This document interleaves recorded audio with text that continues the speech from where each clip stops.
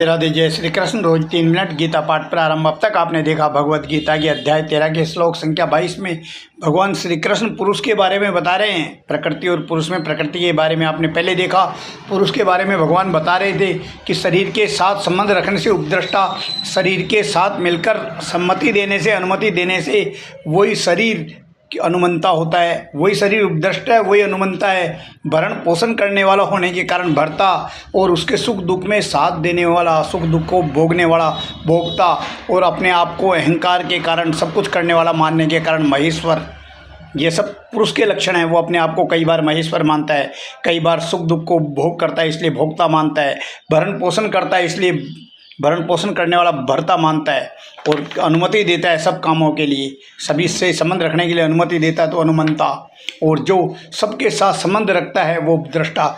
इस तरह भगवान कह रहे हैं कि यह पुरुष एक ऐसा है जो देह में रहता हो भी अपने आप को देह से संबंधित नहीं रहता, कि अपने आप को मानता है कि मैं देह में स्थित हूँ। पुरुष अपने आप को देह में स्थित मानता है, लेकिन देह में रहते हुए भी सर्वथा देह से संबंध रहित होता है, देह में नहीं होता, केवल उसका भ्रम होता है। और आगे भगवान श्री कृष्ण करें, ये एवं वेति पुरुषम प्रकृतिम च गुणैः सह सर्वथा वर्तमानो अपि न स भूयो भिजायते।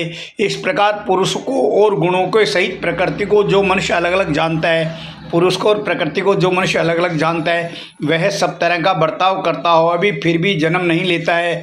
प्रकृति और पुरुष को जो समझ लेता है वो इसमें भेद जान लेता है, वो सब कुछ रहते हुए भी सब तरह का बर्ताव करता है, सब कुछ रहता है उसके बाद फिर भी सब तरह का बर्ताव करता है, फिर भी अपने आप को उसमें लिप्त नहीं मानता है, फिर भी अपने आप को लिप्त नहीं मानकर दोबारा जन्म नहीं लेता है। और आगे भगवान श्री कृष्ण पुरुष और प्रकृति के बारे में बता रहे हैं, तो पुरुष के बारे में स्पेशली बता रहे हैं कि पुरुष क्या लक्षण होते हैं कि पुरुष परमात्मा को प्राप्त कर लेता है।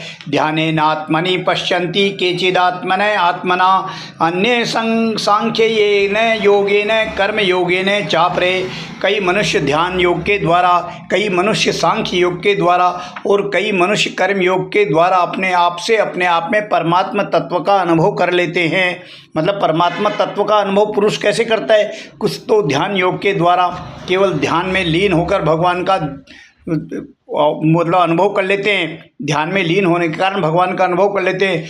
कुछ सांख्य योग के द्वारा और कुछ कर्म योग के द्वारा, आप कर्म सही करोगे उसके द्वारा, कुछ सांख्य योग के द्वारा अच्छा पढ़ के लिखने के बाद मननशील होने के कारण, और कर्म योग के द्वारा भगवान के तत्व को समझ लेते हैं, भगवान के तत्व को प्राप्त कर लेते हैं, अनुभव कर लेते हैं। आज का गीता का पाठ यही संदेश देता है कि भगवान का अनुभव करें ध्यान योग के द्वारा और उसका लाभ उठाएं। धन्यवाद। मेरे इस गीता पाठ का नित्य श्रवण करें, मनन करें, अधिक